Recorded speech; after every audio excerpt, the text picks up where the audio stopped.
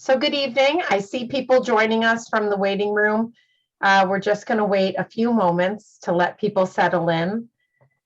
Thank you so much for coming, everyone, tonight on a Tuesday night.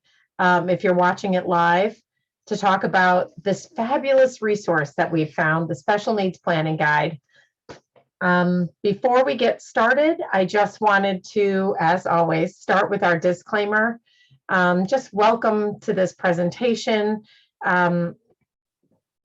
This discussion is not intended to be a substitute for any professional advice, be it legal, financial, or medical. If you are in need of this information, this is intended to start a discussion and then take your notes and go to someone in your own jurisdiction, in your own state. There are so many things and details that depend on where you are and your own personal circumstances and situations. So again, we just want to make sure that this is a good way to get the discussion rolling. Know that we're going to have the chat available to ask questions. So please, Cynthia is going to give us a presentation and then we can address your questions, and know that if we don't have time to get to all of them this evening, we can always follow up and kind of facilitate that exchange of information. But I want to, again, thank everyone for being here. And most importantly, our special guest, Cynthia Haddad. Cindy is such a resource. Not only is she one of the managing partners and the COO of the Affinia Financial Group here in Burlington, Mass, but she is one of the authors of the Special Needs Planning Guide. This is the new 2022 version. Originally came out in 2007, but it's been updated with all the newest, latest, greatest. And I just wanted to tell everyone that this is not the first time I've been lucky enough to see Cindy speak. A few years ago, I saw her speak about kind of the special circumstances for the siblings of significantly affected children. And so she's such a perfect fit, and she has so much knowledge and wisdom to share with us. So I just want to welcome her and thank her for generously giving up her time. And I know many of you at home have a copy of the book. If you don't have a copy of the book yet, it is coming. You can look forward to it in the mail, but I'll hand it over to Cindy. Oh, Kathleen, thank you so much. First of all, I am just so happy to be here and help the ALD Connect community. So, and you are such a great advocate for everybody, and you're always looking for resources and helping. And just, I think the more that we know, we like to share, right? It just Absolutely. Kind of in who we are too. So I think that's why it's fun to be able to do this with you. So thank you very much. And John and I have been working together for 30 years, and we've met hundreds of families and really do understand a lot of things. But what I'd like to do, as I try and do with every workshop, is if you can put, and I set up the chat so I could see it too, if you can just add in there so I get to know who the audience is, like if what's the age of the person that you're planning for. That's helpful, because then we can focus it on younger or older. It just helps me a little bit. So if you don't mind just chatting with me or Kathleen and just so we can get a sense. And then I'm going to share my screen. And bear with me, I am not the most technologically savvy, but I've done these enough, so we do think so. You can see my screen, okay? Correct. Yes. Participants can now see your screen. So okay, all right. So this is our team. John Nadworny obviously is the guy next to me, and the woman next to me is his daughter, Alexandria Nadworny, now Alexandria Dunn. And John and I started working together almost 30 years ago. Hate to admit it because it makes me feel so old. That's the only reason I hate to admit it. But I'm also very proud to admit that we're pioneers in this industry and in this mission to work with families like our own that have a family member with a disability. And we wrote our first book in 2007 and realized very quickly that there's a huge need for information. We don't have the answers for everyone. There's no one size fits all solution, and everybody's personal circumstances are different. What we do know is that families are very concerned about the future. Getting through the day-to-day is one thing, but also planning for the future. And at some point, a parent will pass away. In many cases, their children do outlive them. People with disabilities are living so much longer than ever before because of, as you know, all the different medications and trials and,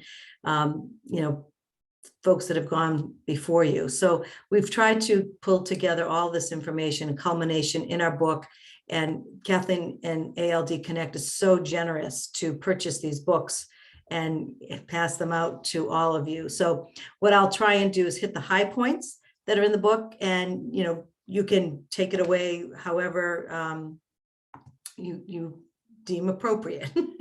So what I'm going to try and do is get us to the next slide. That's this one. Why isn't this working?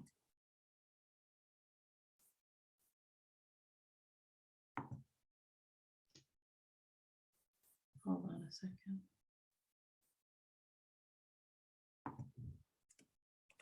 Okay, here we go. There we go. That happens to me all the time. Yep. Which one. So what we did is we created the special needs planning timeline, and special needs planning is planning for 2 generations, really 2 retirements, if you will.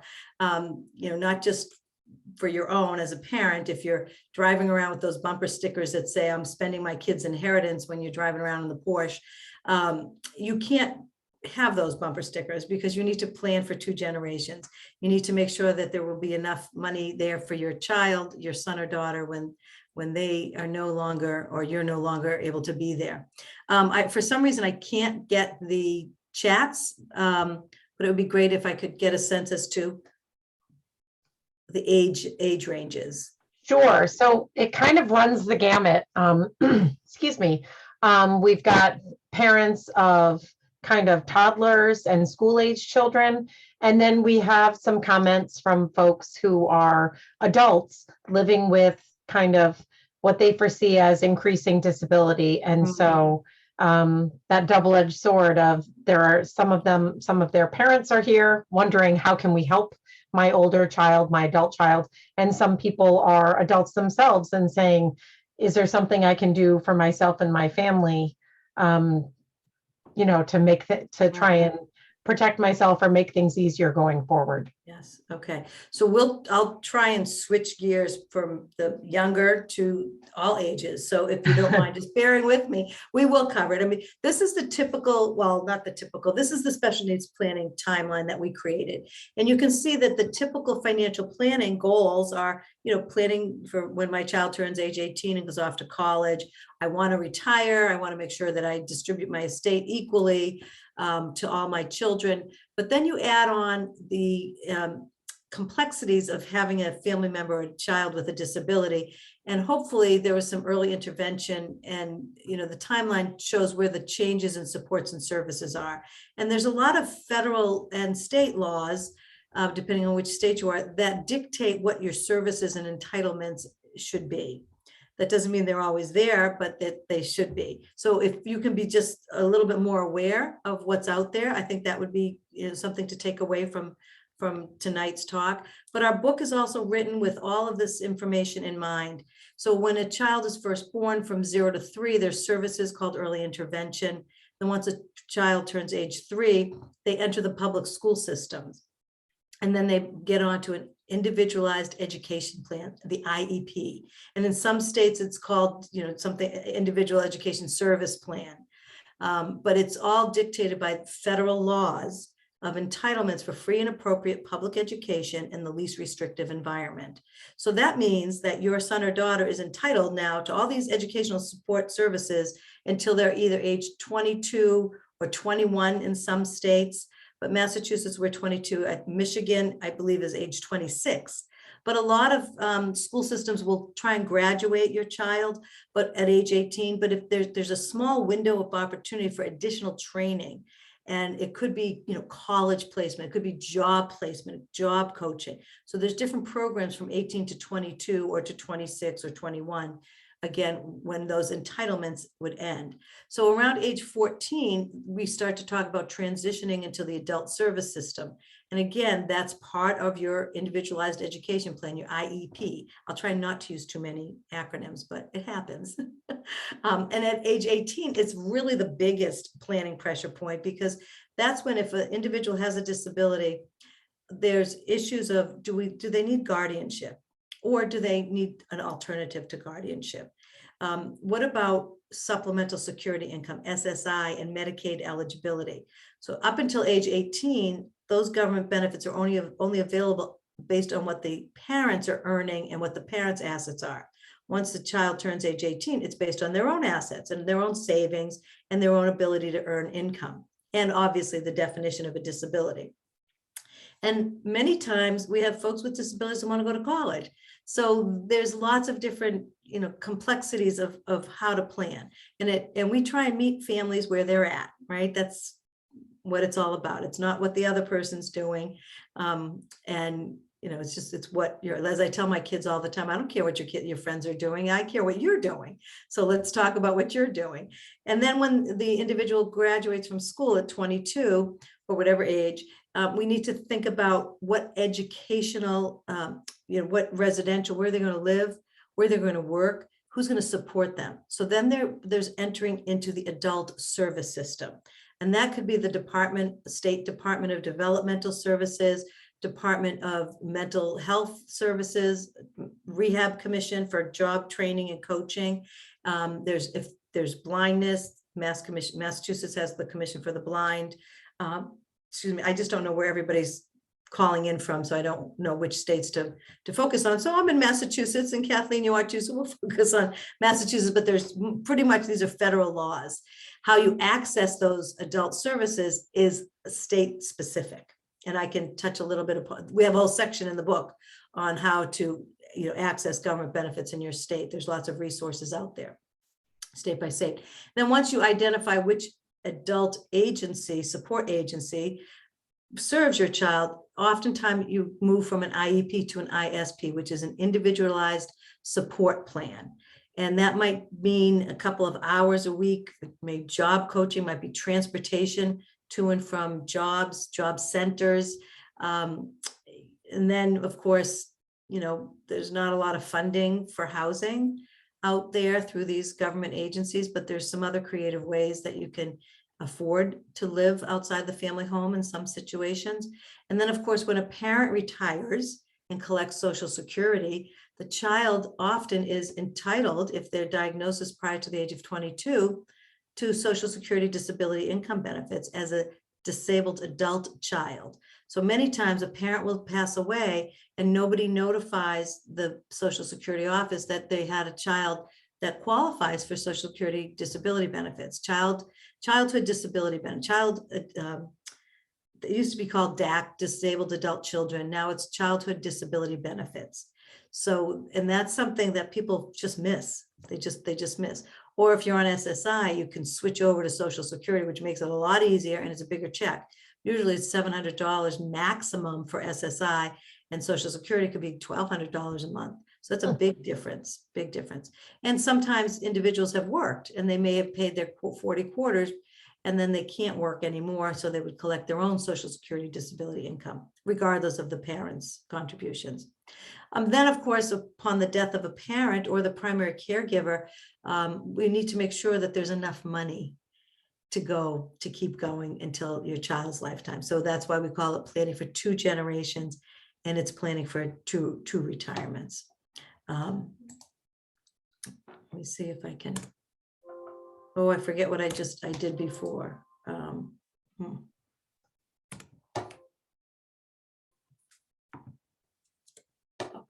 So really what we're trying to do is, it's all about striking a balance, right?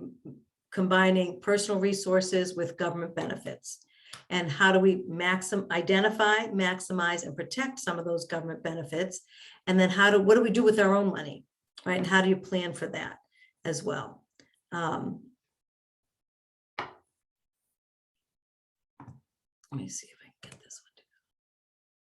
I don't know why I'm having such a hard time here.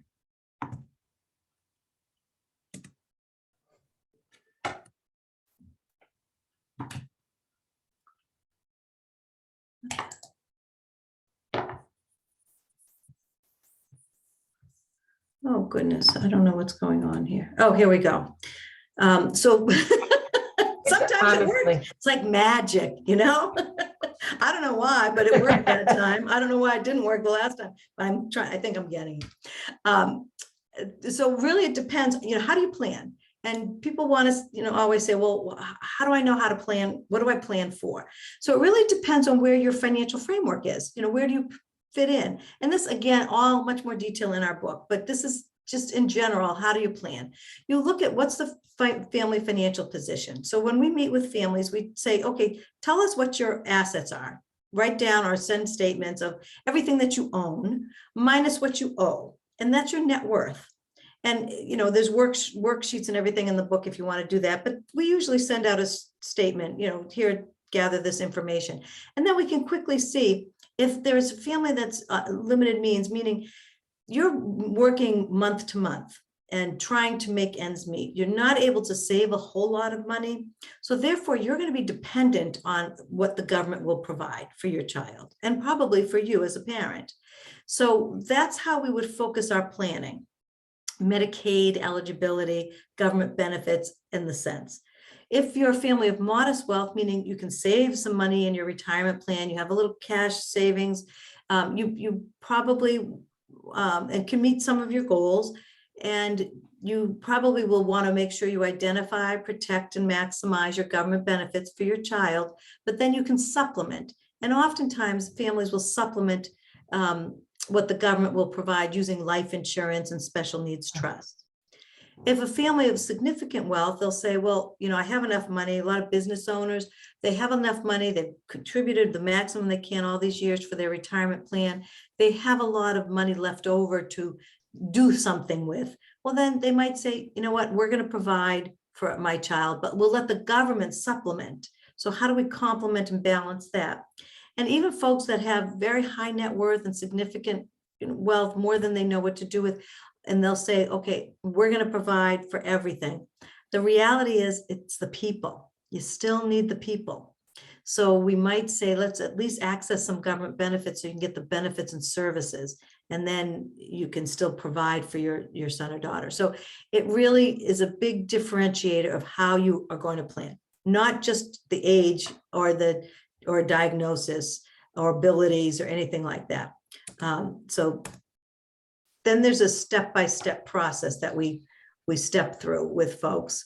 And I'm not going to go through this tonight, but really that's why it's not a one size fits all, but you really want to think about what your goals are and also your child's goals. Your children can speak and, you know, communicate and voice what they feel, and then look at what your resources are. Sometimes there might be inheritances from grandparents, and then what the individual has. What your child might have some other resources from government benefits, or they might have trusts or gifts that are coming in from family members, or they might have the ability to work and have, you know, some employment. Then think about what their needs are. What kind of supports do they need during the day or where they're going to live?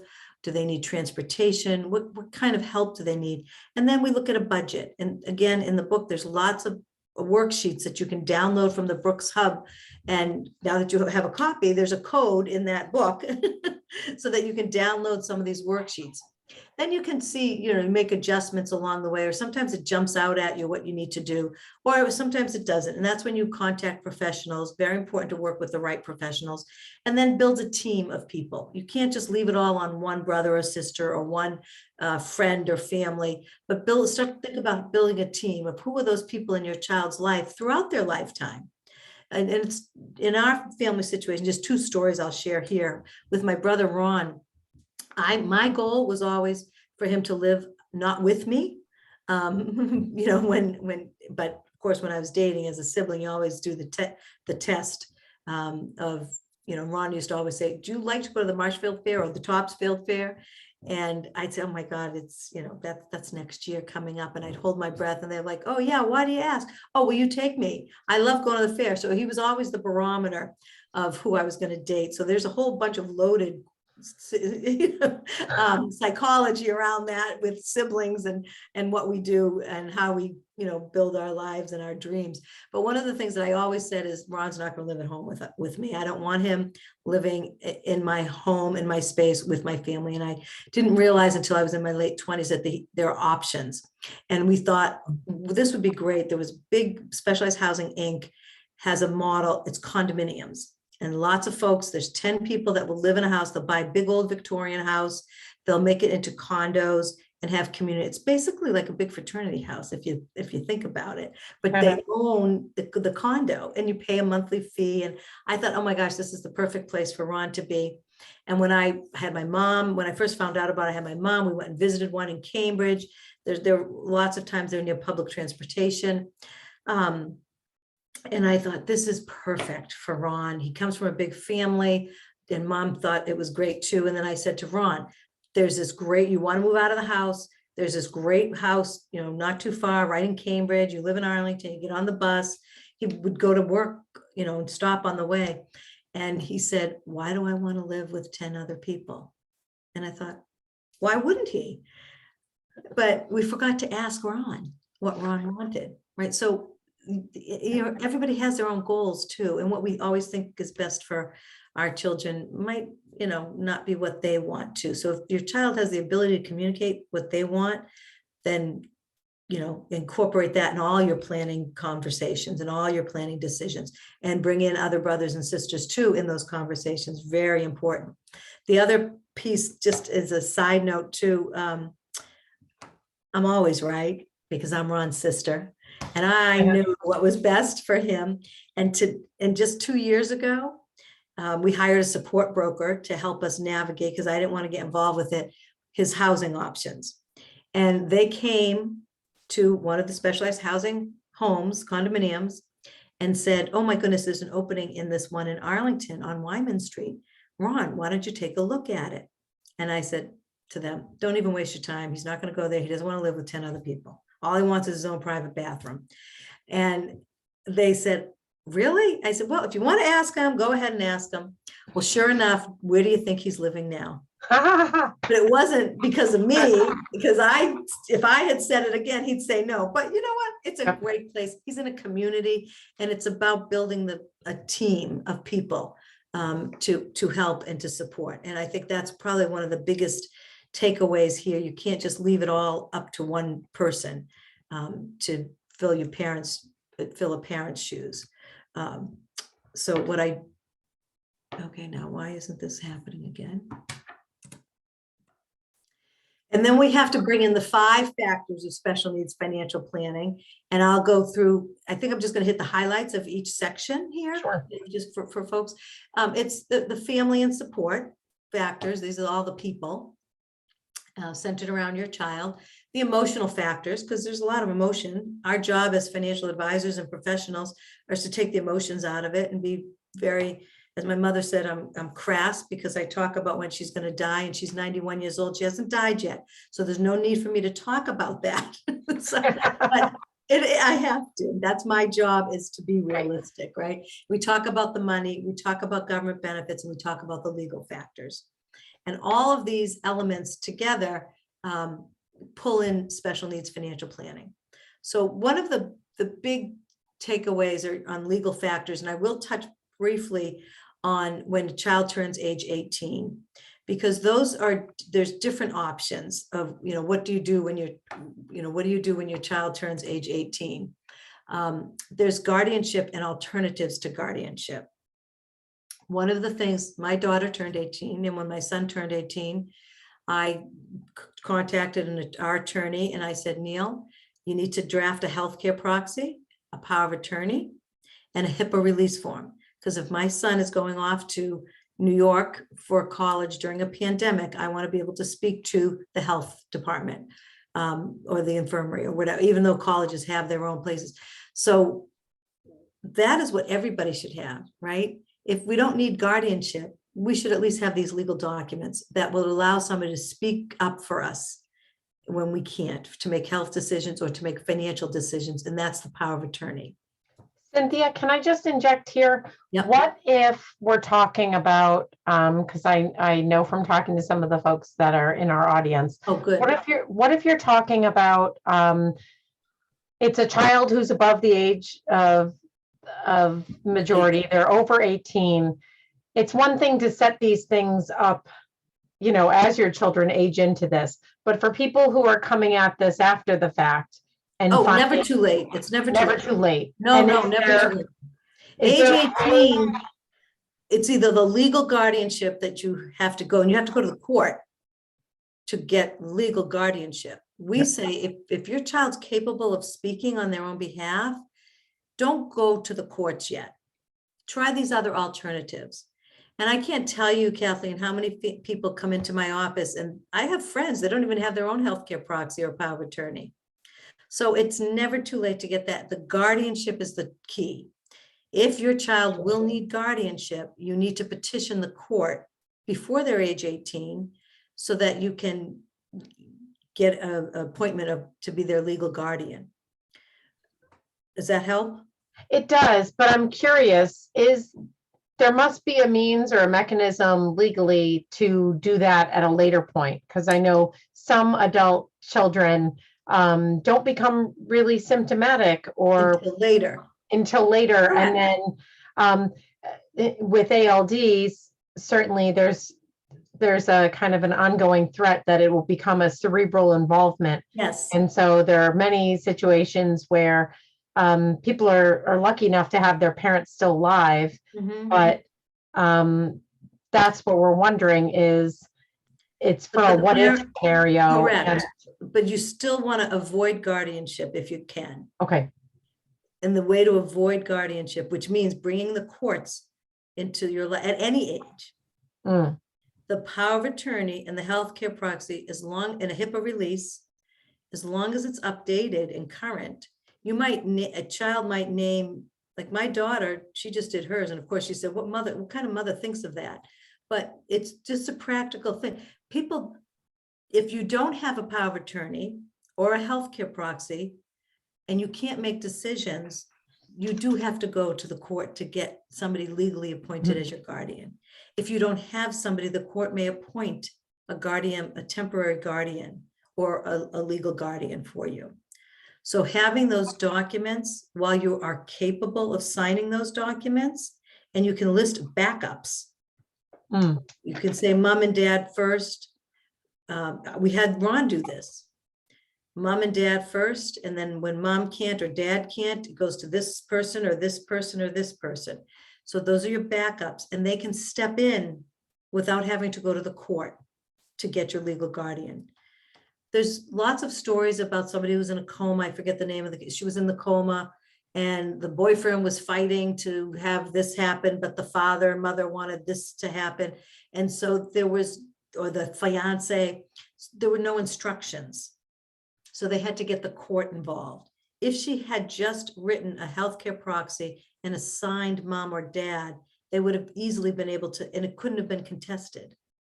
Right. Instead, they had to get the court involved. So those simple documents, they're worth the $500 or however much, somebody charges, but around here it's about $250 to $500. So Kathleen, that would avoid the need for guardianship. Sure. Because it obviously everyone wants to be assured that someone who cares for them and has their best interests at heart and who knows them is going to be in a position to make those decisions. And I know there are many scenarios where someone's coming to this late in the game, and then the options may be, if someone's not willing to allow, if your child's not willing to allow you to be their healthcare proxy, their power of attorney, their guardian, is it possible for people to get legal advice and then march in and get it if someone truly can't? You would have to deem that person incompetent. Right. Yeah, it's possible, but it's an unpleasant avenue to take for sure. Right. So a lot of teenagers, they don't want to allow their parents to medical information. They might be talking about things that they really don't want their parents to know, to their doctor, but they can be very specific. of what Okay, information they can. So a lot of attorneys know that. And they will also allow you to write, what are your end of life wishes? Who do you want around you? Who don't you want around you? And sometimes siblings can be the worst people to have around you. Sometimes parents can be the worst person to have around you. It might just be a trusted friend. Now, I have a lot of clients that their parents are the least person that they'd want involved with them, but they do have a trusted person. And that's sure. very important to put it in a legal document. It has to be notarized. And is there a special kind of attorney or any specific type of attorney people should look for? Well, I recommend disability law attorneys or elder law attorneys. Hmm, And there's a couple of national organizations, Kathleen, because this is very important. One of the things that we say here is choose your estate planning attorney wisely. You want to make sure that the attorney is well-versed in planning for disabilities. And a lot of them are elder law attorneys because it's the elderly that get incapacitated, but they also have so you could get a certified elder law attorney through National Association of Elder Law Attorneys, NAELA, NAELA.org. Many of them have a crossover in disability planning and elder planning. Yep. Elder law is mostly about protecting your assets. Disability law is protecting your eligibility for government benefits. Hmm. Okay, and allowing you to be as independent as possible. sure. Right. Excellent. Thank you. Because I know people are going to Yes. come back to this. Other two good, there's two other good resources that we refer people to all the time is specialneedsanswers.com, which is the Academy of Special Needs Planners, which we are members of. It's mostly lawyers, but there's a lot of financial planners, chartered special needs consultants like myself in that organization, or the specialneedsalliance.org. The specialneedsalliance.org. All those resources are in our book too. Yep. But those are good attorneys. They know their stuff in any one of those organizations. And if they don't, there's listservs that they're asking everybody about. Excellent. Yeah, so great question. So those basic documents, everybody needs, and it avoids this guardianship. And if somebody has money in their name or they're going to be receiving an inheritance, then they should think about using a supplemental needs trust or a special needs trust. So parents will often set up a special needs trust to leave their child's share of the inheritance in a special needs trust. So it's protecting their eligibility for government benefits, because many government benefits, you can't have more than $2,000 of assets in your name because you can afford to pay for your own care. Or in some situations, we have a couple of families that we know that adult child will become debilitated for various reasons. So we are using a special needs trust where the parents can leave as much money in that trust and know that if that child needs care in a long-term care facility, it won't disqualify them from Medicaid eligibility, but it will also be able to supplement if they wanted to do private pay. Sure. As And long then as there's enough. certainly, if it didn't come to pass that the child required that money for care, there would be a mechanism for, Yeah, it's up to the trustee's discretion. right, It's what they call a discretionary trust. It's up to the Sure. trustee's discretion. And there's a couple of different types of special needs trusts, but the two types, there's three types. One is if there's money in the individual's name, like an inheritance or a legal settlement, we use a first party trust. That's called the OBRA first party trust, Omnibus Budget Reconciliation Act, so blah, blah, blah, or a D4A trust. But it's money in the person's name that they want to transfer to this first party trust, automatically qualify for Medicaid, but upon their death, Medicaid can come back in and get paid back. The third party trust is what most families would fund or set up a special third party special needs trust. It's other people's money that's going in there. Grandparents can leave an inheritance. Usually you don't put money into a third party special needs trust until the parent dies. So the beneficiary designations would be naming the third party special needs trust versus to the child outright. The other option is a pooled trust, which a lot of charities provide a pooled trust. So for someone under the age of 65, they're trying to get on Medicaid and there is some money in their name. Oftentimes you can go into a pooled trust through this charitable entity plan, PLAN, Planned Lifetime Assistance Network. That's a wonderful organization. There have different states have different pooled trusts. And that allows the individual to automatically get on Medicaid for long-term care services or needs. And of course, upon death, the money stays with the charity. So it doesn't go back. But the third-party trust, upon the death of the beneficiary, goes to whoever the parents named. So go to other children. So I have to wait, for Ron to die to get any inheritance. So, but that's okay. I'm patient. Watch out, Ron. Watch out.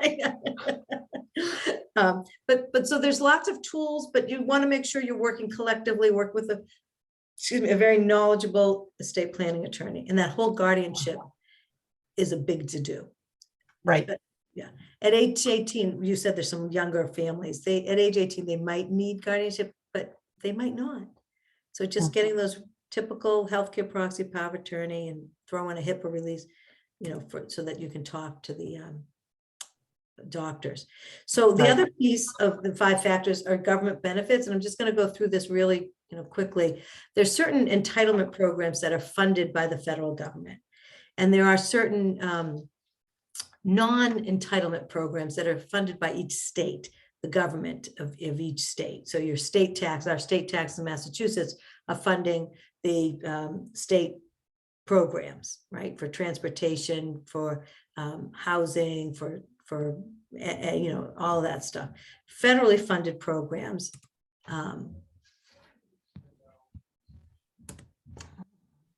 Hold on, I know what I'm doing. So federally funded programs, you can see this chart, there's no more than $2,000 in the child's name or the individual's name. Remember when I talked about at age 18, it's government benefits eligibility switches from what do the parents own and what is their income versus the child's income and assets. So that's that magic $2,000 number. The other piece when you go for guardianship is there's another becoming more common. It's a personal adult family care, or AFC, which might be very helpful in some of the situations with folks with ALD, is that a parent could, if the parent or somebody in the house is a primary caregiver, they may be able to be paid on a tax-free basis. If the individual or I'll just say child, it could be an adult child. If the individual child qualifies for Medicaid, there's a program, Adult Family Care, Massachusetts, it's federal. Every state has it. It's called different things in different states, but it would pay the caregiving parent or family member, keeps you in your family home instead of in an institution. So they pay, and it's, could be up to $20,000 per year tax-free, as opposed to PCA, personal care assistance, right? That's a reimbursement, or, you're paid for so many hours of care. So they both work differently, but you can't be the AFC care provider if you're also the guardian. So we kind of, like my partner, John, and his wife, Susan, they were co-guardians of their son, James. Well, when this benefit, came to their attention that James would qualify for AFC funding and it would give him more than PCA money, they quickly removed John as the guardian, and he's the caregiver. AFC. He gets the AFC, and that can be wherever you go into, like there's group adult family care, home, like different types of housing, and then also if your child's on Medicaid, you might be eligible and you're paying for health insurance through your employer, then you can get premium reimbursement, premium assistance. So, and that's a nice little check that could come in the house every month. But SSI is the big one, supplemental security income. And that's when a child turns age 18, you do want to apply for that if they meet that definition of disability, but they could also apply later in life too. Sure. So there's all different rules around that. So they have to be needs-based, based on what you need. And then the entitlements would be if the parent contributed to Social Security or the individual contributed to Social Security or Medicare, or sometimes veterans benefits and military benefits, and the like. So those are just some of the, the key keys about government benefits.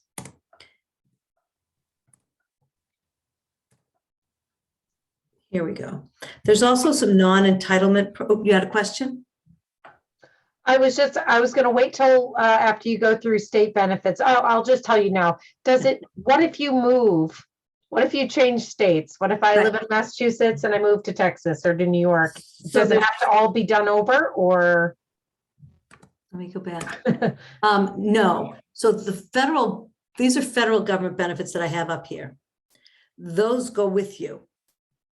It's the eligibility, like for AFC and for Mass Health premium reimbursement, that's state specific, but each state has different ways of qualifying you. I understand Florida is not the best place to be. It might be sunny and warm, but it's not the best place to be. But that's so the non-entitlement programs are very, very state specific. Okay. Housing subsidies, rental subsidies, even to be able to purchase a house. There's a lot of grants if you need accommodations or, this adaptable house. So there's a lot of grants that are available through certain different housing authorities. And call your town housing authority and see. Sometimes they have loans for families to build ramps, to make things, bring in accommodations. But there's lots of different programs that are state specific. And the 688 transition plan is at age 14 to 16. If your child's still in school, they'll start to talk about all these types of programs.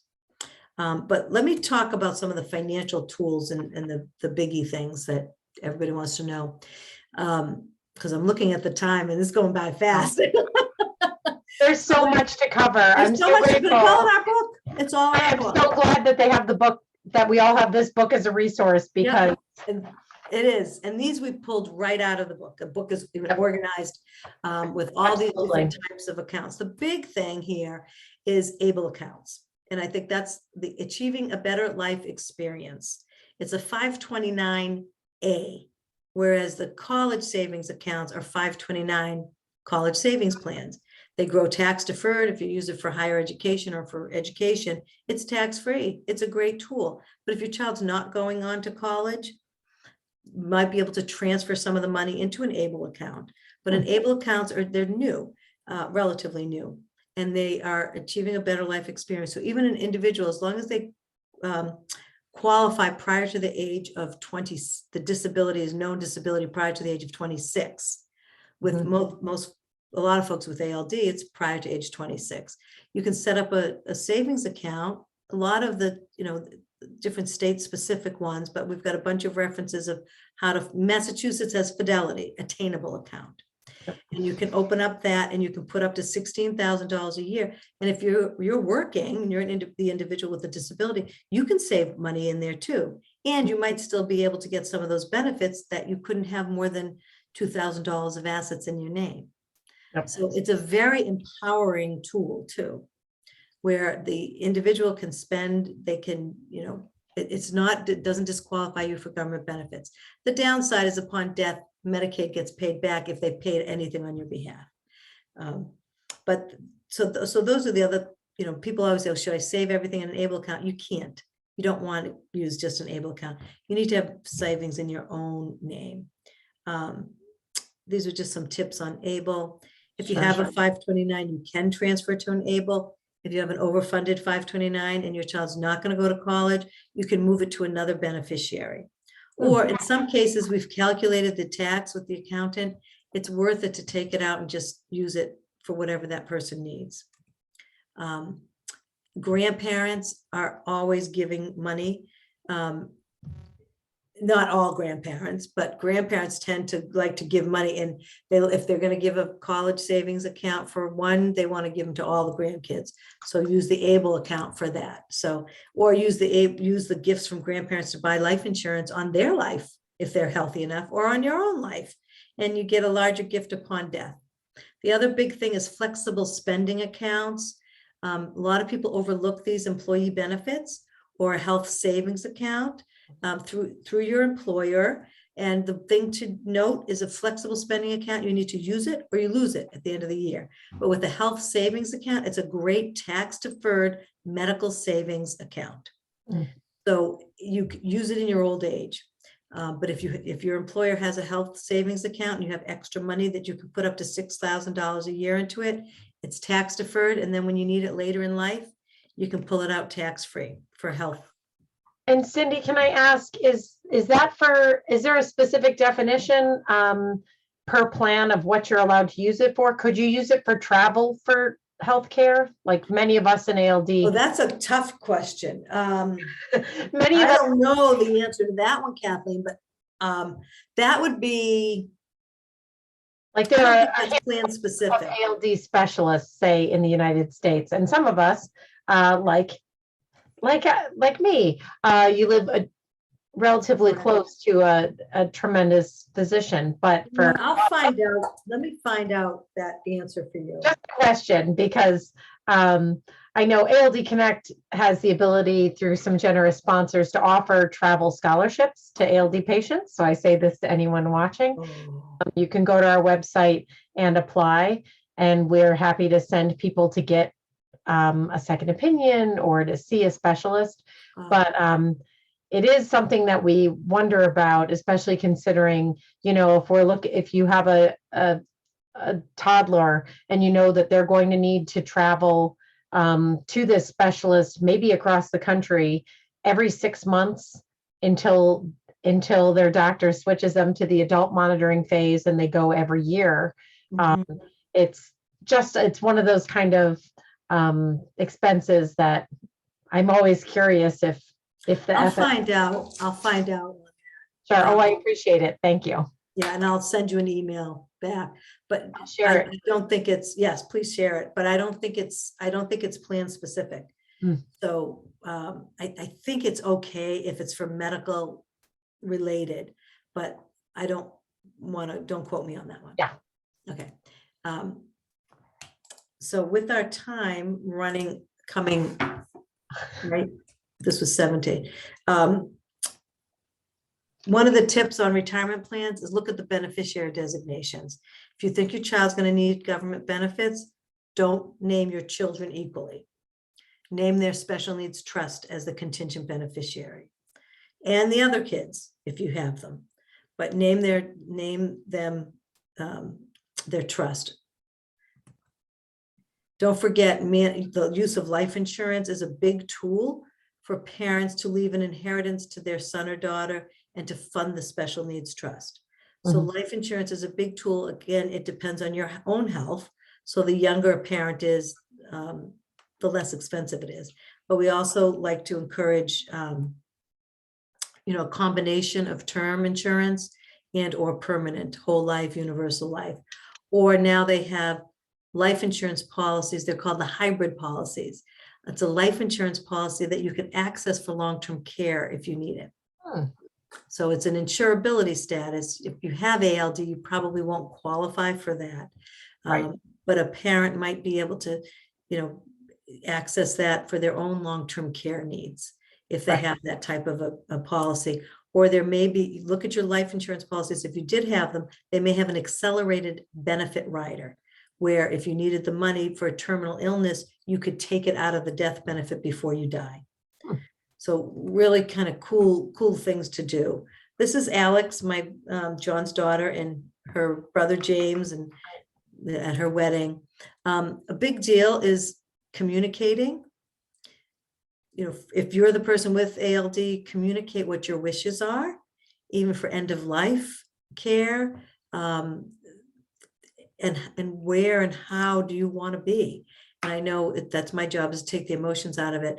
But one way to do that for your child, or even for yourself, is to create a letter of intent. And that's a downloadable in our book. And the letter of intent talks about who's who in the individual's life, who are the good people, who are the not so good people, and who are the people that you really can depend on, or future caregivers can really depend on. Is it this brother or that sister or stay away from them for whatever, for all intents and purposes. But it will help to transfer roles and responsibilities and have family meetings, include the siblings, include the team. Remember I said early on, start to think about the team, building a team to carry on. And I do know that parents often say, who's going to fill my shoes? And that's me with my mom. And that was Ron. We had a cookout with all of his housemates during the pandemic. He was very happy. So he was giving me a nice smooch. But there are more resources out there than you think. Connecting, I think ALD Connect, it's beautiful and probably one of the stronger sources of support. I know from different parent groups, my mom with her parent group, they got a lot of support from each other. And even in their old age, they were all still taking care of and looking after kids. And that's how movements begin. That's how organizations are established, right? By pioneering parents. So keep thinking about who's who in your child's life and build that team to carry on. So I think I'm going to see if there's questions that came up, Kathleen. Sure. I've been actually bringing them up, inserting them here and there. Good. There was a question about, for people that have young children, there may come a time where they require some significant intervention, either a bone marrow transplant or other cellular therapy. And the question is there any way to set up or save is there anything that has a mechanism where you could save it for that purpose? Would it be an FSA or an HSA? Like if you had the option for an HSA with that continued enrolled. Correct. FSA, you don't use it by the end of the year, you lose it. HSA, you can defer it, but your employer, it's based on your health insurance plan. It's usually the high deductible health insurance plans. Sure. You could use an ABLE account. Oh, okay. Whatever you save, and you can put up to $16,000 per year into an ABLE account, and it grows tax deferred. And if you take it out for a qualifying disability expense, this would be right.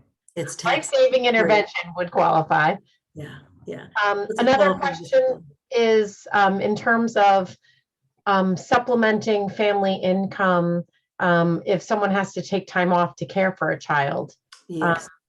Is that a possibility? I know it, when you showed the resources that it's possible if you can be deemed their caregiver through some of those programs. They have to be over the age of 14. Well, it depends on each state, but a Right. lot of the states they have to be over the age of 14, and the child has to be on Medicaid, which is or Mass Health or CalMed if you're in California, and those are easy to get them on.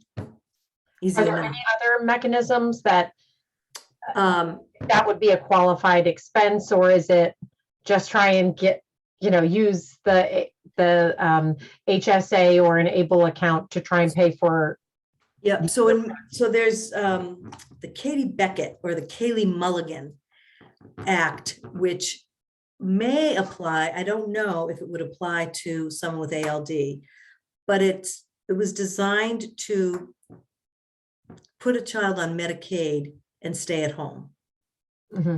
And if you could deem it, and a lot of these disability law attorneys are familiar with how do you get on Katie Mulligan or Katie Beckett. Mm-hmm. Kaylee, K-A-L-E-I-G-H, Kaylee Mulligan or Katie Beckett in Massachusetts. So that was the little girl that wanted to be home, but Medicaid wouldn't allow for her to be at home. So they passed this law that said, we'll pay for you to be home and your parents can be the caregivers, pay for PCA, go to special schools that can handle folks with debilitating illnesses. And that's how that passed. But if in education, there could be, residential schools, I don't know how many there are that could handle, but there are medically fragile, a lot of schools that have medically fragile children. So they do handle some of that. In the school system, while your child's in school, they're still entitled to those OT-PT services during the day and at home. Mm. So that's all in advocating in your educational plan.